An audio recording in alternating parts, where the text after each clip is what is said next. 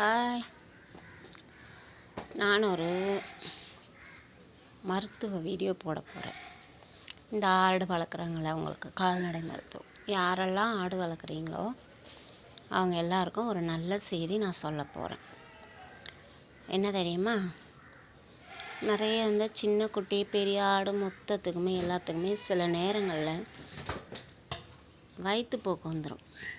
குட்டிங்களுக்கு நிறைய பேதி ஆகும். இந்த பேதி ஆகிற ஆடுலாம் சில ஆடு செத்தே போயிருக்கு. எங்கள் வீட்டில் ஆடு இருக்குது, நான் வைத்தியம் பண்ணியிருக்கேன். அதோடய அனுபவத்தை நான் உங்களுக்கு சொல்லிக்கிறேன். அந்த மாதிரி எதுவும் நடக்காமல் எவ்வளோ மருந்து வாங்கி ஊற்றினாலும் பொழைக்கிறது இல்லை, பொழைச்சாலும் சீக்கிரம் பொழைக்கிறது இல்லை.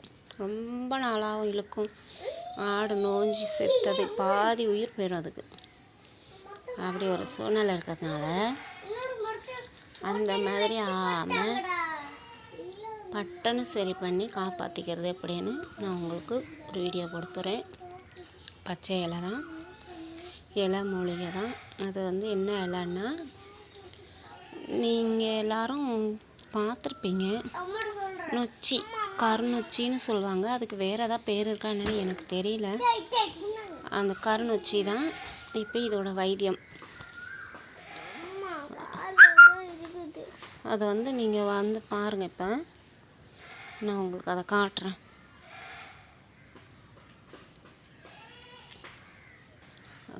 பாருங்கள் என்னன்னு.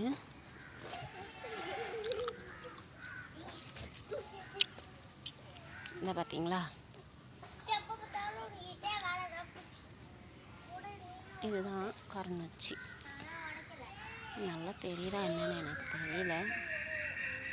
இலையை பார்த்தீங்கன்னா இந்த பாருங்கள், இந்த கை மாதிரி இருக்கும். இதுக்கு இலை தெரியுதுங்களா? இப்படி இருக்கும். இதுதான் கருநொச்சி இலை. இந்த இலையை நல்லா தெரியல. இந்த இலை என்ன செய்யணும்னா, ஒரு கைப்பிடி அளவு பறிச்சுக்கணும். ஒரு குட்டிக்கும் ஒரு அளவு. ஆடாக இருந்தால் ஆட்டுக்கு வேறு அளவு. நான் இப்போ சொல்கிறது சின்ன குட்டி. என்னடா நீங்கள் அப்படியே அளவை பெருக்கிக்கோங்க, எவ்வளோ வருதுன்னு கூட சேர்த்துக்கோங்க. பெரிய ஆடாக இருந்தால் அதை விட சின்ன ஆடாக இருந்தால் குறைச்சிக்கோங்க. ஒரு 3 மாதத்து குட்டின்னு வைங்களேன், நல்லா தலை போகுது, ஒன்றும் தாங்கவே முடியல.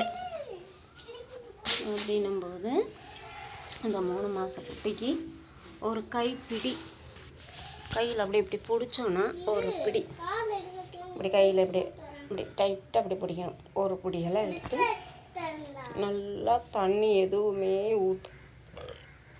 அந்த கை உரல் இருக்குல்ல, அதில் போட்டு இடித்தாலும் சரி, இல்லை நீங்கள் உரலில் கூட போட்டு இடிக்கலாம். உங்களுக்கு வசதி எப்படியோ அப்படி செய்யலாம். போட்டு இடித்து நல்லா இடிக்கணும். இடித்து மசிஞ்சிடும். அது நான் கொஞ்சம் நல்லா மசிஞ்ச பிறகு அது எந்த அளவுக்குன்னா, எடுத்து கையில் புழியும் போது தண்ணி வழியணும். அந்த அளவுக்கு இடிக்கணும். இடித்து கையில் புழிஞ்சால் அவ்வளோ அதில் சாறு வராது. அது நம்ம இடித்து எடுத்து ஒரு காட்டன் துணியில் போட்டு நல்லா நைஸாக, நல்லா மெலிசாக இருக்கணும் அந்த துணி. அந்த துணியில் போட்டு நல்லா மூட்டை கட்டி முறுக்கி புழிஞ்சோன்னா சாரெல்லாம் இறங்கிடும்.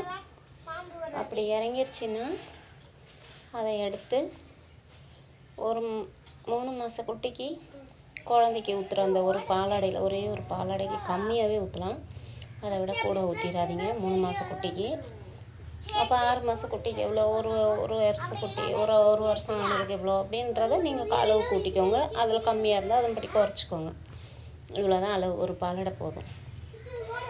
ஊற்றணுன்னா காலையில் ஊற்றிடணும், அப்புறமா சாயந்தரம் ஒரு வேளை ஊற்றணும். இது மாதிரி தொடர்ந்து ஒரு 3 வேளை 4 வேளை ஊற்றுனீங்கன்னு வைங்களேன், டக்குன்னு பேதி நின்றுடும். எந்த ஒரு மருந்துமே இல்லைங்க, நான் சத்தியம் பண்ணி சொல்கிறேங்க. நீங்கள் வேணால் போட்டு பாருங்கள், செஞ்சு பாருங்கள், தெரியும். எதையுமே வாயில் சொல்லும்போது